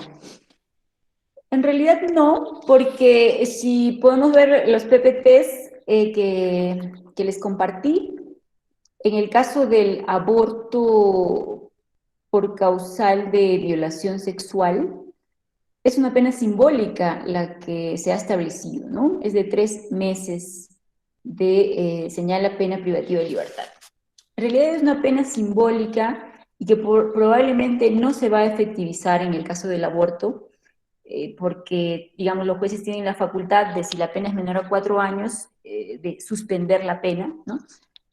Sin embargo, la criminalización del aborto, la interrupción del embarazo, en una situación tan, digamos, difícil o tan vulneratoria de derechos de esta población tan vulnerable, cuando es vulnerada sexualmente a través de una violación, le está dando un mensaje claro a estas niñas y adolescentes de que no pueden, digamos, no tienen acceso a servicios de salud que les permita interrumpir el embarazo, ¿no? Entonces hay como un mensaje contradictorio, si ustedes se dan cuenta, porque el mismo Estado penaliza una práctica y es, digamos, a través de otro artículo, como es el aborto terapéutico, que se trata de dar solución a esta problemática social, ¿no? Y se trata de, digamos, permitirles el acceso a estas niñas y adolescentes que han sido víctimas de violación sexual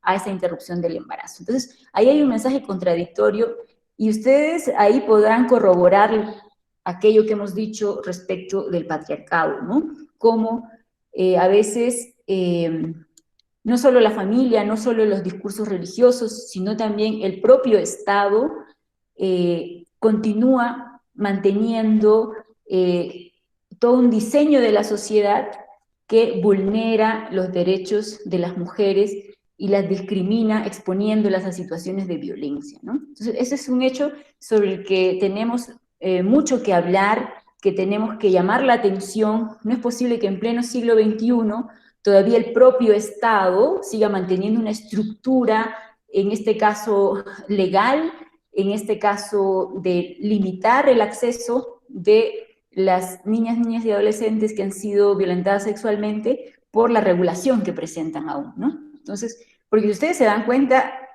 es como que estas normas administrativas que no tienen el mismo rango de ley que tiene el Código Penal, ¿no? Tratan de salvar, de poner a salvo esta situación que una ley está generando, ¿no? Que es como limitar el acceso a servicios médicos a estas menores porque está sancionando esta práctica de interrumpir el embarazo para estos casos, ¿no? Entonces ahí hay una contradicción.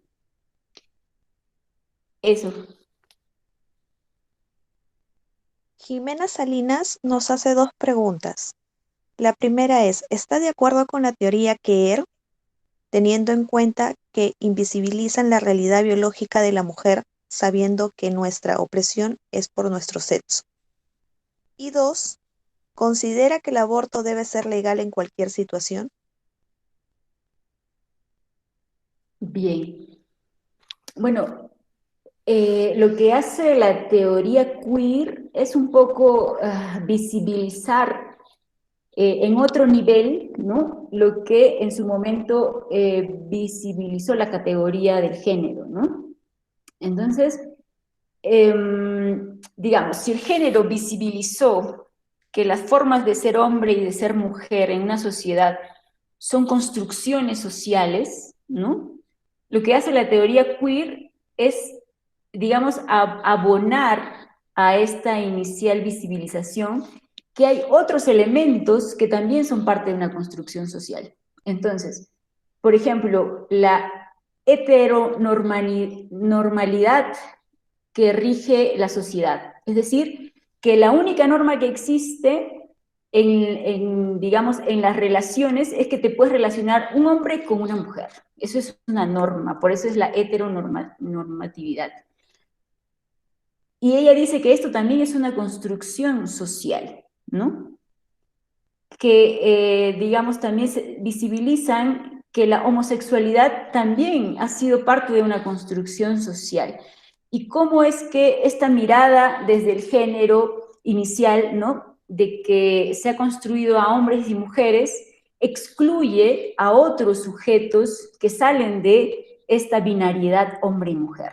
Entonces, lo que plantea la teoría queer es cómo estos otros sujetos excluidos pueden rebelarse frente a estas normas y pueden también afirmar sus identidades, que son muy, muy, muy diversas.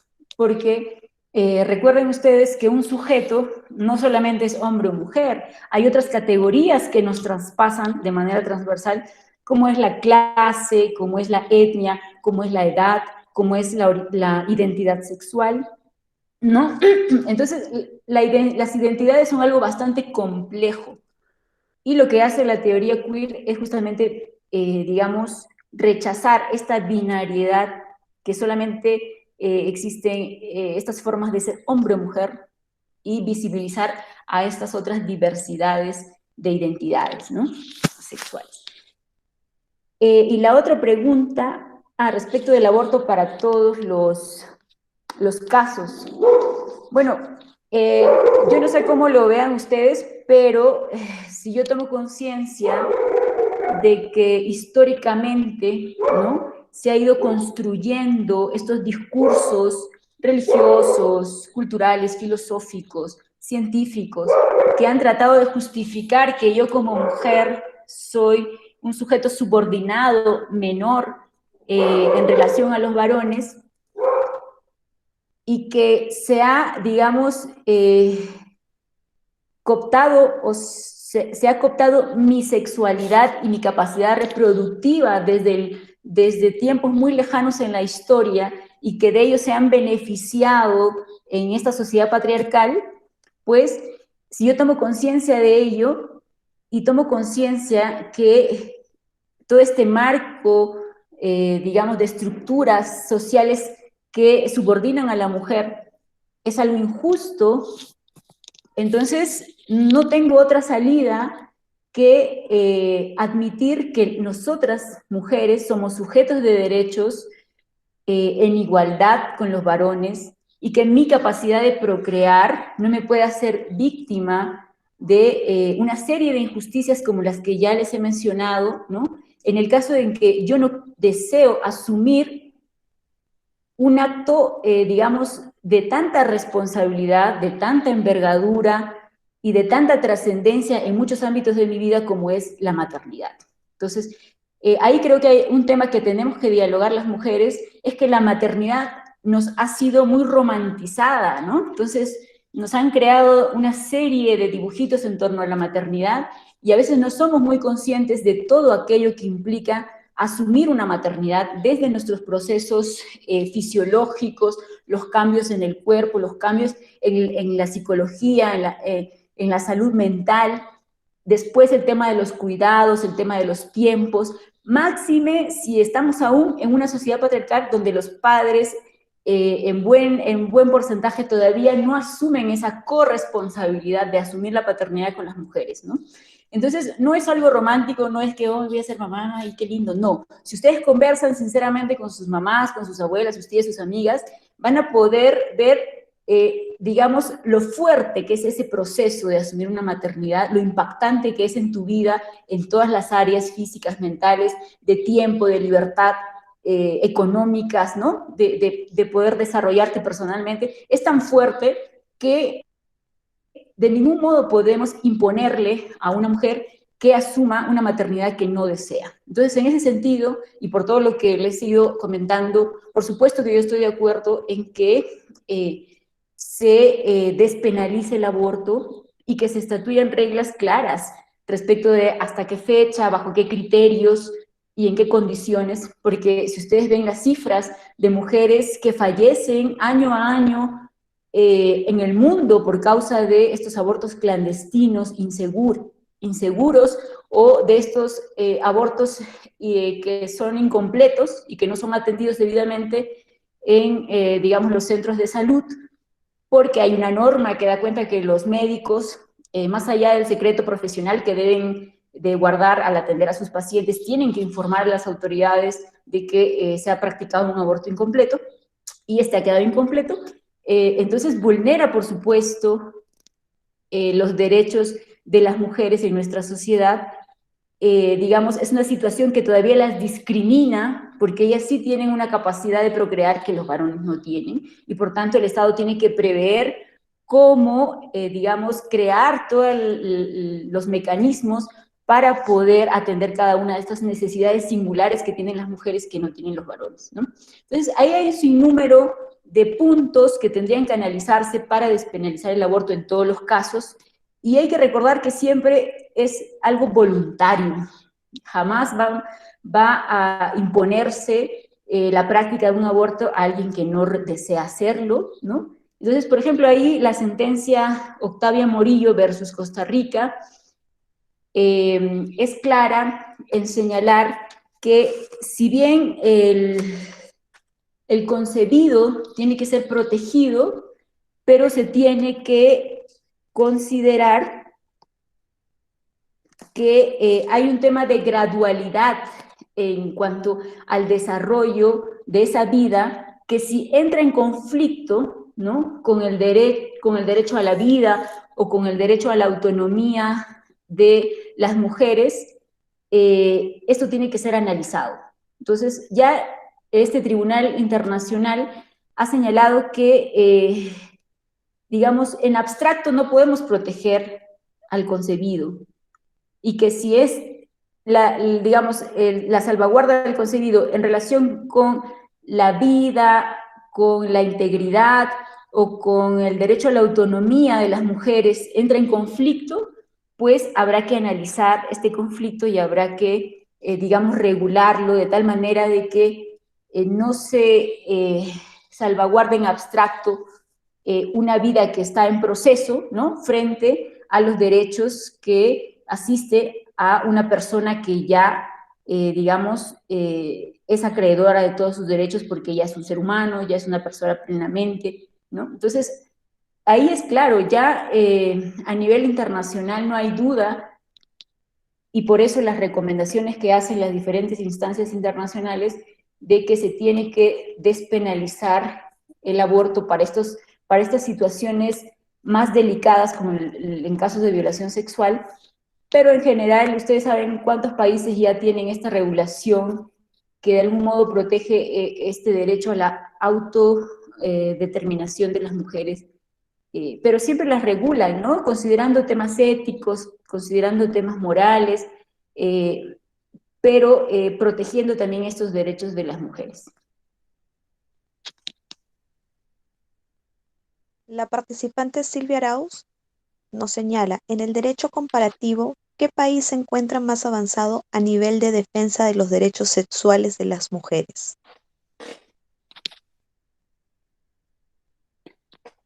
Bueno, ¿qué país exactamente? No podría señalarlo, sin embargo, sabemos que, por ejemplo, en Europa, ya, por ejemplo, en Francia, ¿no?, para coger un caso concreto, desde los años 70 se hizo todo un,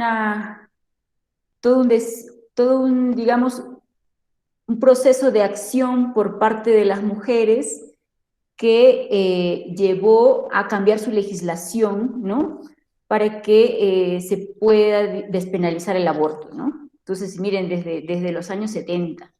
Entonces, el problema del aborto es principalmente en los países en vía de desarrollo, ¿no? Y es principalmente por todo este imaginario religioso que todavía, digamos, está muy imbuido en la subjetividad de la población, ¿no?, que es parte muy profunda de la cultura, ¿no?, esta formación, esta mirada, estas creencias religiosas que nos impiden un poco analizar de manera objetiva y desde un enfoque de derechos o desde un enfoque ético esta situación tan problemática como es las muertes de las mujeres a causa de estos abortos clandestinos, ¿no? Por ahí, a la respuesta. Yubitsa Tejada nos dice, como ciudadano común sin cargo público, ¿es posible tener acceso a esta información sobre los kits de violación? saber si en mi población existe o si se puede exigir fiscalización respecto al tema. Desde ya, muchas gracias. Gracias. Sin duda tenemos la ley de transparencia de acceso a la información, ¿no? Entonces, a través de ese medio, cualquier ciudadano podría solicitar a una entidad pública, en este caso a los centros médicos, a los hospitales, que le informen si, digamos, ya vienen implementando esta norma técnica de entrega de kits que ha sido emitida por el Ministerio de Salud, ¿no? Entonces, que les informen si ya se ha implementado, si están entregando los kits, qué incluyen los kits, hasta podrían preguntar a cuántas personas a la fecha ya se le ha hecho entrega de estos kits, de qué edades serán esas personas. Entonces, toda esta información están obligadas las entidades públicas a poder ser entregadas a los ciudadanos y ciudadanas si ustedes lo solicitan a través de los mecanismos que establece la Ley de Transparencia y Acceso a la Información Pública, ¿no? Que sería un ejercicio bastante sano en realidad y que, digamos, contribuiría mucho a que si no lo tienen implementado, pues se movilicen en ese sentido y empiecen a implementarlo, ¿no? Y también les permitiría hacer el acompañamiento a aquellas víctimas que en su comunidad puedan sufrir de este tipo de situaciones. Adrián Alonso Calle nos pregunta, ¿los daños psicológicos no deben ser considerados como daños permanentes? Por supuesto, ahí habría que, por ejemplo, y ya el personal médico lo sabe, ¿no? ¿Cuál es la concepción que desde la Organización Mundial de la Salud se tiene de qué cosa implica la salud, ¿no? Entonces ahí no solamente se habla de una salud física, digamos, no solamente es una ausencia de enfermedad la salud, sino que también es un estado de bienestar que implica el ámbito físico, pero también el ámbito mental, ¿no? La salud mental. Y cómo puede afectar en la salud mental también de estas niñas y adolescentes que están en proceso de formación, de desarrollo, un evento o un proceso tan complejo como es la maternidad, ¿no? Entonces ahí habría que digamos, visibilizar estas normativas internacionales, estos informes que emite, por ejemplo, la Organización Mundial de la Salud, o, digamos, ya la jurisprudencia establecida desde los tribunales internacionales de protección de derechos humanos que coadyuven a esta interpretación de lo que engloba el derecho a la salud.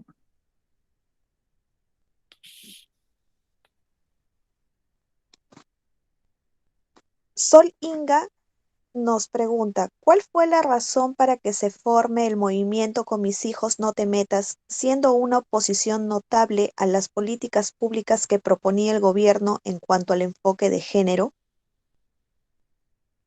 Bien. En realidad, este fenómeno de con mis hijos no te metas no es solamente en nuestro país, ¿no? Es un fenómeno regional, digamos, y tiene que ver con lo que algunas autoras feministas llaman, frente a estos aportes que ha realizado el feminismo, que han permitido visibilizar, digamos, estas construcciones sociales en torno al género. Entonces se ha dado como una respuesta por parte de principalmente estos grupos religiosos, ¿no? Y de algún modo, si ustedes analizan en profundidad, no podríamos culparlos, ¿no? Porque ustedes ven a nivel estatal, en las escuelas públicas, todavía se les sigue enseñando que porque el Génesis dice que Dios creó al hombre y a la mujer, la historia empieza desde ahí, ¿no? Entonces, y más, si es que alguien está muy imbuido en su iglesia, ellos en realidad lo creen, ¿no? Creen que la humanidad empieza con la creación del hombre y la mujer por Dios, que establece el Génesis.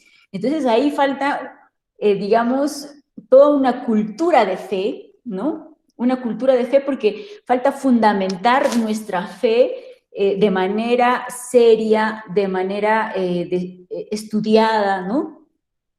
Hoy en día hay algunos espacios que nos permiten acceder a estudios bíblicos, a estudios teológicos, que nos permitirían saber que estos escritos no son históricos, que son escritos mitológicos, que son escritos que buscan explicar el origen de una determinada cultura, comunidad, ¿no? En este caso de la cultura o del pueblo hebreo, y que no son, digamos, libros históricos, pero lamentablemente todavía nuestro país permite este tipo de situaciones, enseñando todavía en las escuelas públicas un curso de religión de una denominación, de una religión en particular, ¿no? Entonces no nos dan los elementos formativos como para cuestionar estos discursos religiosos, y hay personas que en verdad lo creen, creen que Dios de manera natural creó a la mujer para ser madre, porque hay discursos en el texto bíblico que señalan que la mujer solo engendrando se salvará,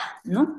O que la mujer trajo el pecado y el mal, y discursos de esa naturaleza, o la mujer obedeciendo a su esposo, tiene que obedecer a su esposo como, digamos, tiene que sujetarse a su esposo como la iglesia tiene que sujetarse a Jesús, ¿no? Entonces ahí hay una serie de discursos religiosos y que ellos, digamos, con algún grado de, tal vez, de creencia, pues lo defienden, ¿no? Y van en contra de todos estos avances que están habiendo en la sociedad respecto de la igualdad entre, de acceso a derechos entre varones y mujeres. Entonces, hay esta arremetida por parte de estos discursos religiosos fundamentalistas que quieren hacer como un contrapeso a este avance de la teoría de género y de las vindicaciones feministas, ¿no?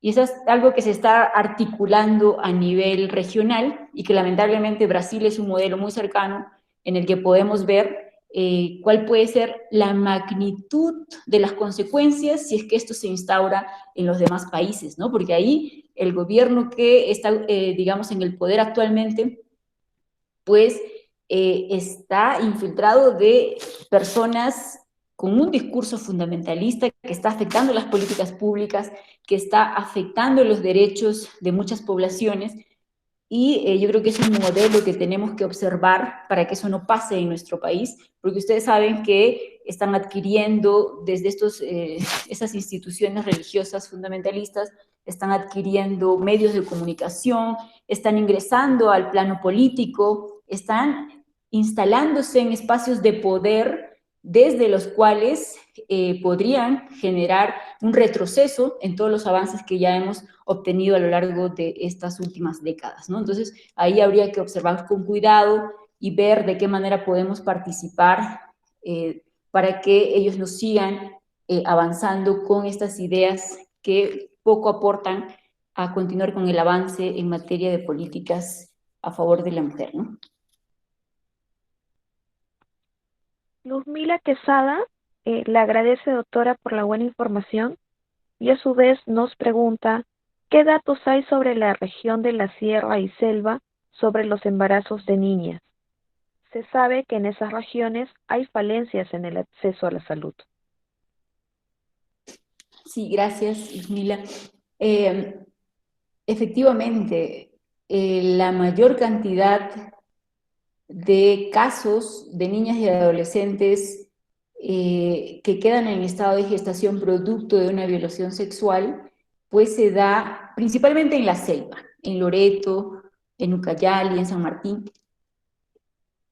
Y también por la misma geografía, ¿no?, que existe en la zona selva, es que hay mayor dificultad en que el Estado pueda atender en estos servicios de salud a estas menores, ¿no? Entonces, ahí es una situación bastante complicada que tiene que ser atendida por el Estado.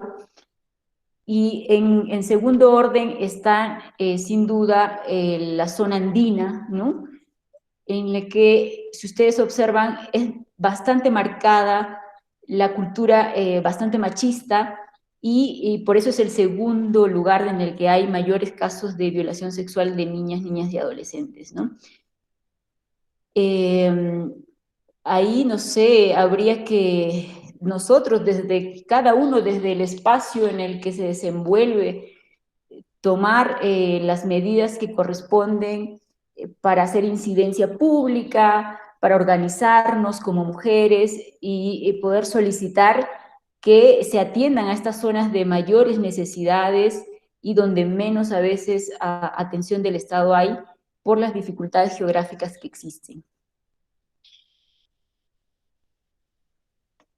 Claudia García Destre la felicita doctora por su excelente reflexión y a su vez nos pregunta, ¿cuánto considera que hemos avanzado en nuestro país respecto a que las niñas, niños y adolescentes deben ser vistos como sujetos de derecho?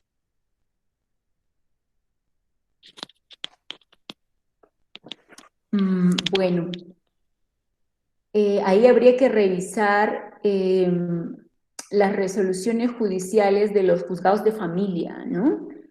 Particularmente yo no trabajo con los juzgados de familia, yo trabajo en un juzgado penal, digamos en el ámbito penal, ¿no?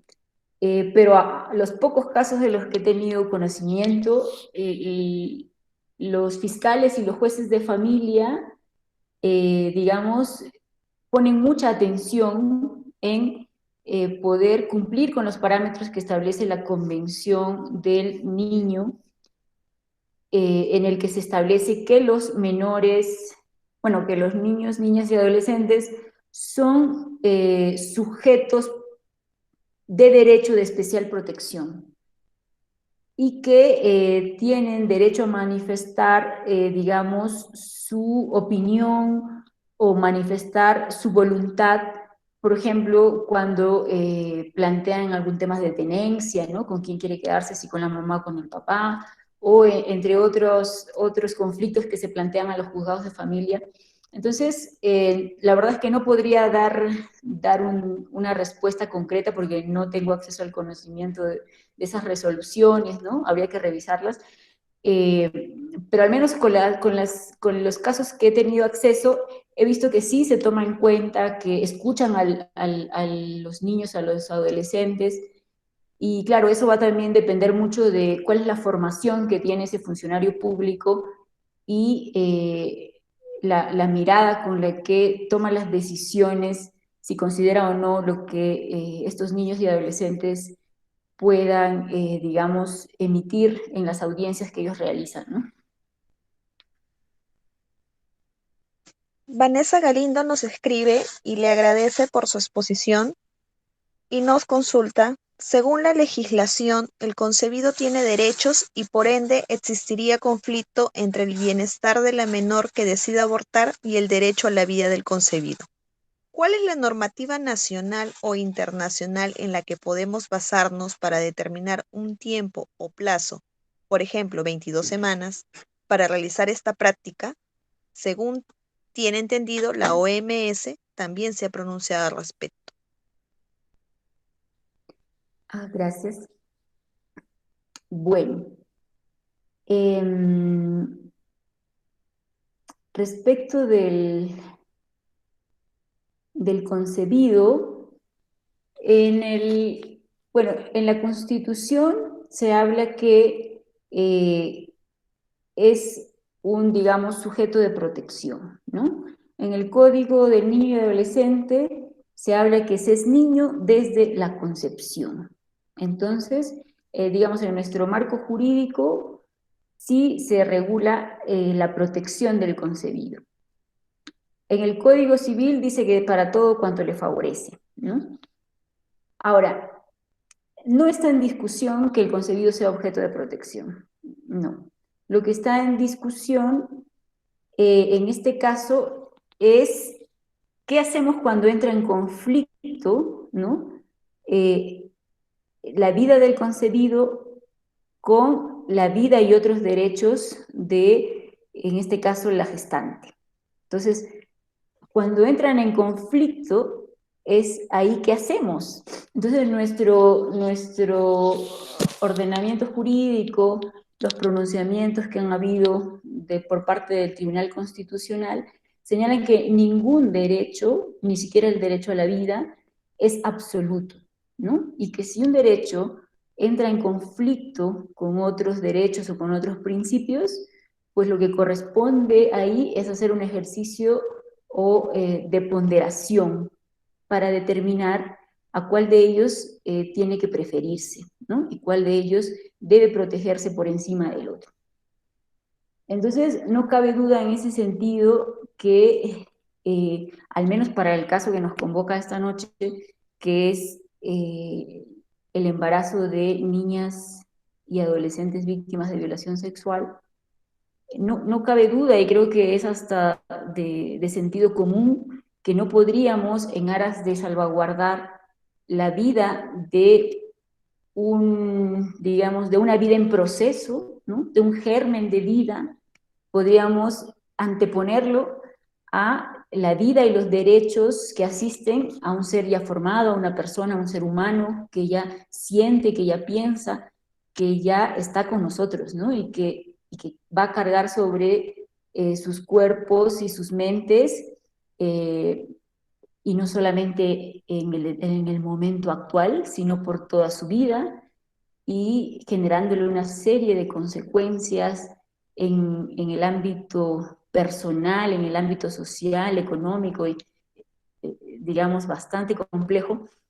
No podíamos anteponer este germen de vida o esta vida en proceso a esta otra vida plena, ¿no? Que nos acompaña. Entonces yo creo que por sentido común, ahí en la ponderación, lo que nos resultaría es, digamos, anteponer los derechos de estas niñas y adolescentes que han sido víctimas de esta situación de violación sexual. Tenemos una última pregunta, doctora, de Adrián Alonso Calle, que nos Ujú. dice, las leyes no pueden estar en debate por influencia religiosa. Cabe resaltar que Brasil es considerado el país más católico de América Latina. ¿Qué opina al respecto? El Perú es un estado laico, ¿cómo se puede llegar a cambiar las leyes a favor de las mujeres? Gracias. Sí, en realidad, eh, un tema al que no se le da a veces mucha importancia es cómo implementamos este Estado laico, ¿no? Está en la Constitución política del Estado, sin embargo, el peso de la cultura religiosa a veces parece influenciar más eh, cuando se cuestiona el por qué hasta la fecha, por ejemplo, se enseña el curso de religión en las escuelas públicas, o por qué en las entidades públicas tenemos estos símbolos religiosos. Por ejemplo, en los juzgados hay una cruz, hay una Biblia, en algunas instituciones hay imágenes de santos o de vírgenes, qué sé yo, símbolos religiosos, ¿no? Por ejemplo, hay una sentencia del Tribunal Constitucional que señala que se trataría de una tradición histórica, ¿no? Y que por tanto es parte de nuestra cultura y que por eso no correspondería retirar estos símbolos.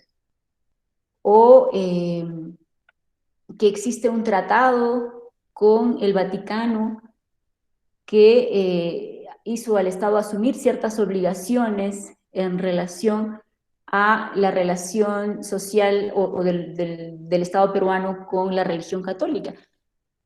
Entonces, ahí es un tema de cambio de conciencias, ¿no?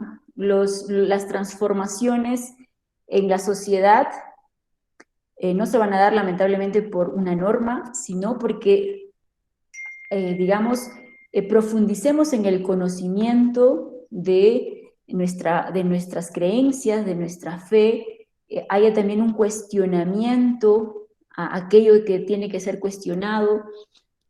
Y yo creo que en ese proceso de formación es en el que una vez que asumamos puestos de poder y de decisión, pues podamos ir transformando estas situaciones, ¿no? Lamentablemente, el discurso religioso se hace constitutivo del ser humano, ¿no? y que en una edad adulta a veces cuestionarnos en esa subjetividad, pues nos genera inseguridad, nos mueve el piso, nos genera una crisis existencial. Y entonces hay muchas personas que pueden tener muchos doctorados, maestrías, pero jamás se han preguntado en los fundamentos de sus creencias, porque simplemente lo creen porque se los enseñaron de pequeños, de niños, y no quieren cuestionarlo porque afecta su existencia misma, ¿no? El dejar de creer en algo que es más poderoso que él afecta su existencia misma, y por eso tenemos, digamos, esta sociedad bastante imbuida de creencias religiosas y a veces sin mayor fundamento, ¿no? A veces tomamos decisiones tan trascendentes en nuestra vida por nuestras creencias religiosas, pero jamás nos hemos preguntado en qué creo, por qué creo. Y yo creo que eso es algo fundamental que correspondería que se impulse desde las escuelas, desde los colegios públicos, que el Estado garantice mínimamente este tipo de formación educativa en los niños y las niñas peruanas, pero lamentablemente esto no está pasando y a veces los personajes que participan en la política pues están tan distraídos en otras cuestiones que este tema tan relevante, tan fundamental, tampoco es de su interés, tampoco vende, digamos, con sus electores.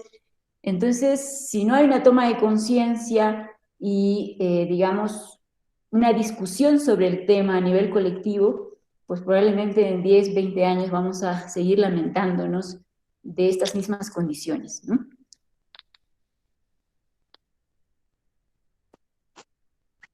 Bueno, doctora, no habiendo más preguntas del público, nuevamente queremos agradecerle por su ponencia y sobre todo por la deferencia. Y esperamos contar con su presencia para otra oportunidad. Bueno, muchísimas gracias al Instituto Peruano de Estudios Jurídicos y gracias a cada una de ustedes, amigas, amigos que nos han acompañado esta noche. Bueno, yo les invito a que podamos seguir reflexionando sobre el tema y que estas reflexiones nos lleven también a la acción en los ámbitos en los que nos desenvolvemos. Anna Haraway habla del conocimiento situado, ¿no?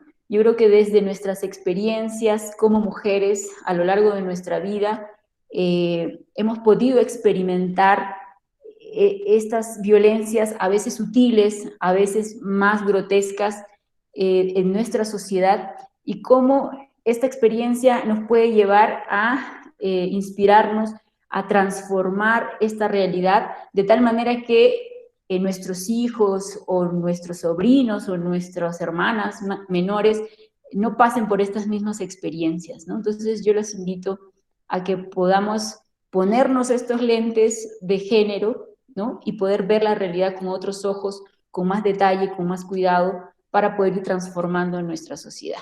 Gracias. Gracias, doctora. Asimismo, invitamos a todos los participantes a seguirnos a través de nuestra cuenta Facebook, INPE-ESDE, y estar pendientes de nuestras conferencias que tenemos programadas para las siguientes fechas. Tengan todos ustedes muy buenas noches y un buen fin de semana. Gracias, doctora. Hasta luego. Gracias, nos vemos.